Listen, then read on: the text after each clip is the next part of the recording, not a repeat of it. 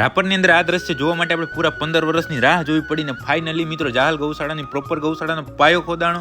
જય માતાજી મિત્રો. સવારમાં થોડી વાર આપણે મળીને રમાડીને પછી આપણા મિત્ર દેવાભાઈ રબારીને જેસીબી માટે કરી નાખ્યો ફોન. ભાઈને ફોન કર્યા બાદ કલાકનો સમય થયો ને આવી ગયું જેસીબી દેવાભાઈ લઈને નતા આવ્યા, એના ભાઈ પચાણભાઈ લઈને આવ્યા હતા. ગૌશાળા માટેની નવી જગ્યાએ આપણે પહોંચી ગયા હતા જેસીબી લઈને. અહીંયા પહોંચી સૌ પ્રથમ તો જેસીબી માં કર્યું ગ્રીસનું કામ પૂરું કર્યા બાદ સૌ પ્રથમ તો આ બધા બાવર કાઢવાના છે. પછી બાજુના પ્લોટની વાડ થોડી સાઈડમાં કરવાની છે. હવે જેસીબી બિલકુલ તૈયાર હતું ને થોડી વારની અંદર જેસીબી એ પોતાનું કામ ચાલુ કર્યું. પચાણભાઈ ધીમે રસ્તો કરતા જાય, બાવર કાઢતા જાય, એમ કરતા ઉપર પહોંચી ગયા. પછી તો અડધી કલાકની અંદર તો પચાણભાઈ આવી ગયા ને મને કે હવે બીજું બોલી બતાવો, સાફ સફાઈ ઓકે રિપોર્ટ. પછી મેં દોરી પકડી પાયો છાપવા માટે તો કારીગર સાહેબે કરી નાખ્યો લીટો. પાયા માટે નિશાન કમ્પ્લીટ થઈ ગયું ને હવે બસ ચાલુ કરવાનું હતું ખોદવાનું. પણ પાયો ખોદ્યા મોર હર્ષદે બૂટ કાઢી નાખે, કારણ કે કરવાની આપણે વિધિ ડાયરેક્ટ તો ના ચાલે. પછી લીધું ભગવાનનું નામ ને કરી નાખી અગરબત્તી ને વધારી નાખ્યું શ્રીફળ. હવે તમે બધા મિત્રો અમને અભિનંદન પાઠવી દેજો, કારણ કે આ દ્રશ્ય અને આ દિવસ જોવા માટે અમારે પૂરા 15 વર્ષની રાહ જોવી પડી. અને પછી જય માતાજીના નામ સાથે શ્રી ગણેશ કરી નાખી આપણી જાહલ ગૌશાળાના પાયાના. પાયો ખોદવાની શરૂઆત કરીને લગભગ કલાક જેવો સમય થયો હતો અને આ એક બાજુનો પાયો કમ્પ્લીટ ખોદાઈ ગયો તો 2 ફૂટ ઊંડાઈ હતી અને 2.5 ફૂટ પહોળાઈ હતી. અને અત્યારે જેસીબી અને પચાણભાઈ કામ કરતા હતા રસ્તાની સાઈડના પાયાનું. આ બાજુના પાયાનું કામ પણ લગભગ પૂરું જ થવા આવ્યું હતું અને પછી મારે જવાનું થયું હતું બારે, એટલે હું સાંજ સુધી ત્યાં પહોંચ્યો જ નહીં. એટલે હવે કાલે આપણે બધું જોશું. બાકી આજનો આ દિવસ પૂરો, આજનો વ્લોગ પૂરો. લાઈક, કોમેન્ટ, શેર કરવાનું ભૂલતા નહીં.